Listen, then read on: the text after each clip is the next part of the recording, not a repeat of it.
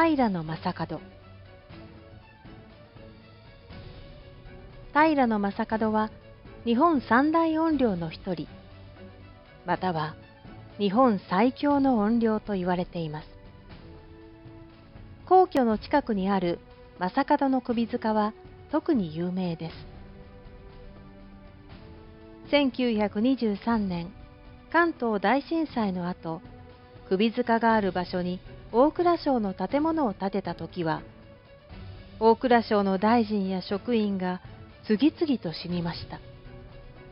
大蔵省は建物を壊して鎮魂祭を行いました。第二次大戦後に GHQ が首塚を壊して駐車場を作ろうとしたときは、アメリカ軍のブルドーザーが倒れて運転手が死んで、たくさんの作業員が怪我をしました。GHQ は工事を中止しなければなりませんでした。一方、神田明神では、将門は関東の政治改革をして命がけで人々を守った関東の守り神として祀られています。将門は悪い人だったのでしょうか、それともいい人だったのでしょうか。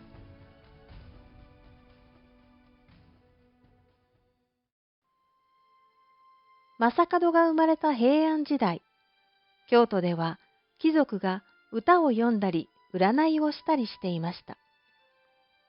外国から国民を守ったり、地方でいい政治をしたりすることは誰も考えていませんでした。地方では京都から来た国司が勝手に重い税を取っていましたから、地方の農民はとても困っていました。誰も農民を助けませんでしたから、やがて武器を持って戦う農民が現れました。それが侍の始まりです。平将門は関東の豪族の家系に生まれました。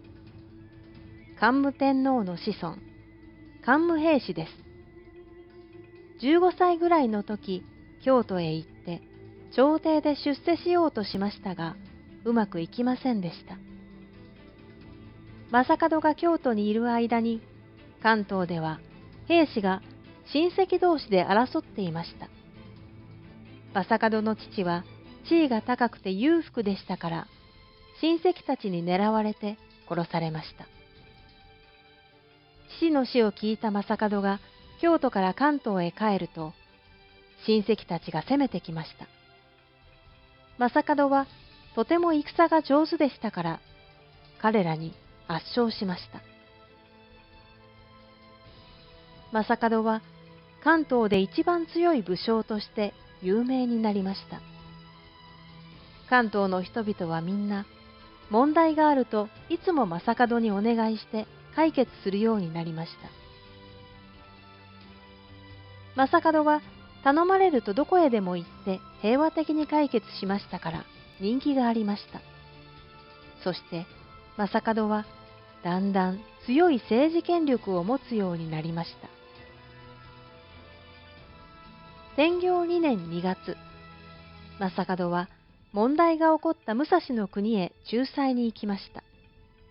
しかし、乱暴をしていた人たちの一人が将門を恐れて、朝廷に、平将門は謀反を企んでいる、と嘘の報告をしました。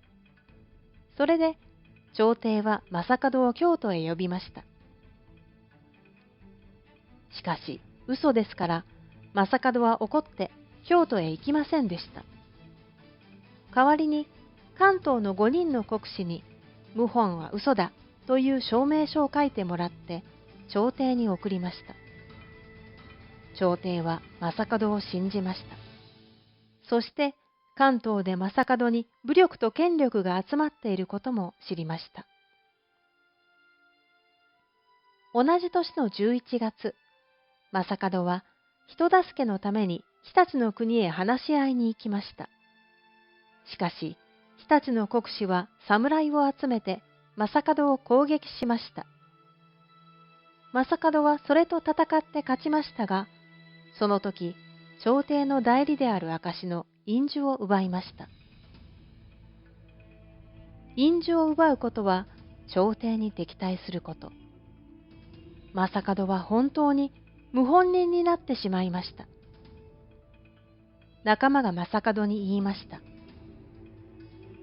印綬を一つ取っただけで謀反人。だったらいっそ関東を全部取ってしまいましょう。正門は答えました。私は天皇の子孫だ。私が関東全部を治めても問題ない。関東の次は京都だ。正門は関東8カ国を次々と占領し始めました。12月、正門の陣へ巫女が来て言いました。私は八幡神の使いです。神はあなたに新しい天皇の位を与えます。菅原道真がそれを証明します。それを聞いた正門は自分を新しい天皇、親王と呼びました。そして関東8カ国全部を占領してしまいました。京都の人々は正門が京都へ攻めてくると思いました。貴族や僧侶たちは正門を呪詛しました。朝廷は正門を殺した人に貴族の位を与えると宣言しました。野心がある侍たちはみんな正門を殺すために関東へ行きました。天行3年、種まきの季節が近くなると、正門は集まった人々の多くを解散させてしまいました。兵は400人になりました。それを見て、討伐軍3000人が正門を攻撃し始めました。風が強い日でした。正門軍は風上から矢を射て討伐軍を攻撃。討伐軍は寄せ集めでしたから、ほとんど逃げてしまいました。夕方、風向きが変わって、正門軍の馬が乱れました。その時、一本の流れ矢が正門の額を貫きました。正門、38歳の時でした。討伐軍は正門の首を切って京都へ運んで晒しました。伝説によると、正門の首は、まだ戦える、体とつなげてくれと叫びました。3日目の夜、正門の首は空を飛んで関東へ帰りました。その首が落ちた場所が、現在首塚がある東京大手町です。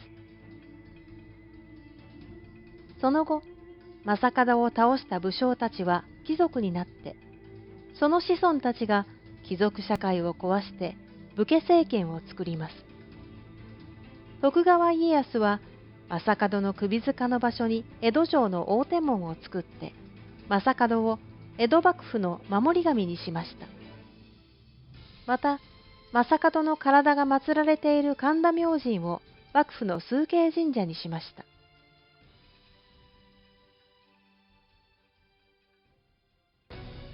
平将門は悪い人だったのか、それともいい人だったのか。日本の歴史は敗者を悪者だと考えません。正門は負けましたが、人々を愛して人々に愛された関東の偉大な英雄なのです。